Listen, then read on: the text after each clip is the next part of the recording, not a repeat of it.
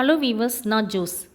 உத்தரகாண்டில் மேக வெடிப்பு ஏற்பட்டு பெருவெள்ளத்தில் சிக்கி 17 பேர் உயிரிழந்திருக்காங்கன்னு சொல்கிறாங்க. இறந்தவங்க எண்ணிக்கை அதிகமாகணும்னு சொல்கிறாங்க.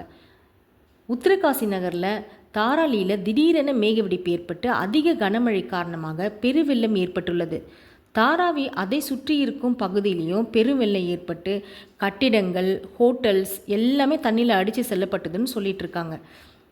மேகவெடிப்பு காரணமாக கனமழை பெய்து வெள்ளப்பெருக்கு ஏற்பட்டதை மாவட்ட ஆட்சியர் பிரகாஷ் ஆரியார் உறுதிப்படுத்தியிருக்கிறார். 27 ஹோட்டல்கள் இதில் அடித்து செல்லப்பட்டதுன்னு கூறியிருக்காங்க. கீர்கங்கா ஆற்றில் வெள்ளப்பெருக்கு காரணமாக தாராளி கிராமத்தில் உள்ள வீடுகள், கடைகள், சாலைகள் எல்லாமே தண்ணியில் அடிச்சிட்டு போயிட்டுருக்கான்.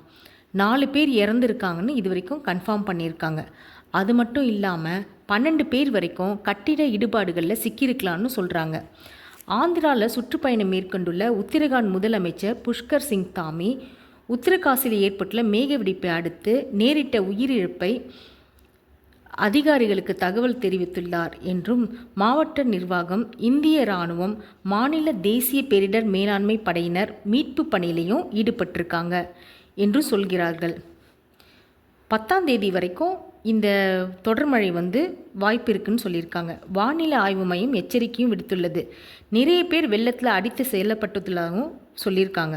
உயிரிழந்தவங்களோட எண்ணிக்கை அதிகரிக்கும்னு சொல்கிறாங்க.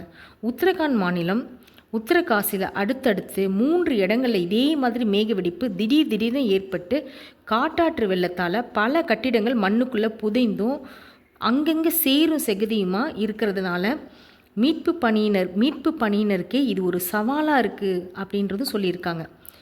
உத்தரகாசி அருகே இருக்கும் சுஹிடாப், ஹர்சில் ஆகிய பகுதிகளிலும் மேகவெடிப்பு ஏற்பட்டிருக்கு. அது மட்டும் இல்லாமல் கொஞ்ச நேரத்திலே பேய் மழை பெஞ்சிருக்கு. அந்த பகுதியில் பெரிய வெள்ளம் ஏற்பட்டு ஹர்சில் பகுதியில் அமைந்திருந்த இந்திய முகாம் காட்டாற்று வெள்ளத்தில் அப்படியே அடிச்சிட்டு போயிட்டுருக்கு.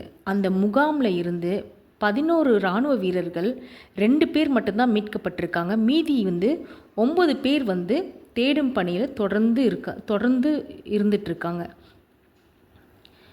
வெள்ளத்தில் சிக்கியுள்ளவர்களை மீட்கிற வேலையில் இராணுவ வீரர்களும் தேசிய பேரிடர் மீட்பு படையினரும் இந்தோ திபெத்திய எல்லை பாதுகாப்பு படையினரும் இது வரைக்கும் ஈடுபட்டிருக்காங்க.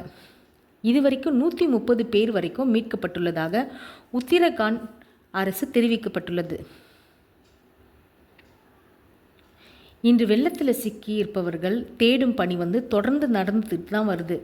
அது மட்டும் இல்லாமல் கூடுதல் மீட்பு பணியினர் பாதிக்கப்பட்ட இடங்களில் நோக்கி வேகமாக போயிருக்காங்க. ஹரித்துவார் ரயில் வழித்தடத்தில் சிறிய அளவிலான நிலச்சரிவு ஏற்பட்டு பாறைகள்லாம் தண்டவாளத்து மேலே விழுந்ததுனால அங்கே இந்த ரயில் போக்குவரத்துன்றதே நிறுத்தி வைக்கப்பட்டுள்ளது.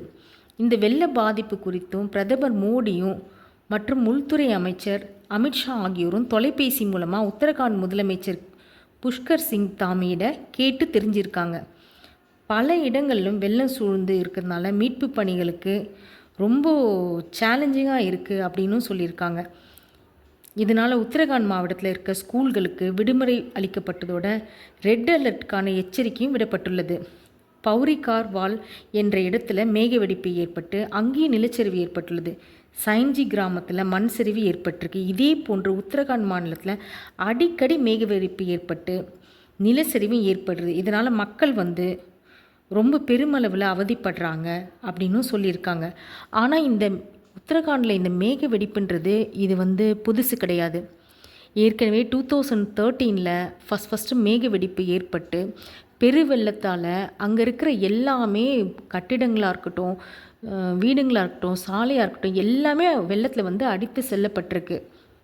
கிட்டத்தட்ட 12 வருஷத்துக்கு அப்புறமா திரும்பவும் அதே மாதிரி நடந்திருக்கு. நெக்ஸ்ட் வீடியோவில் பார்க்கலாம். பாய்.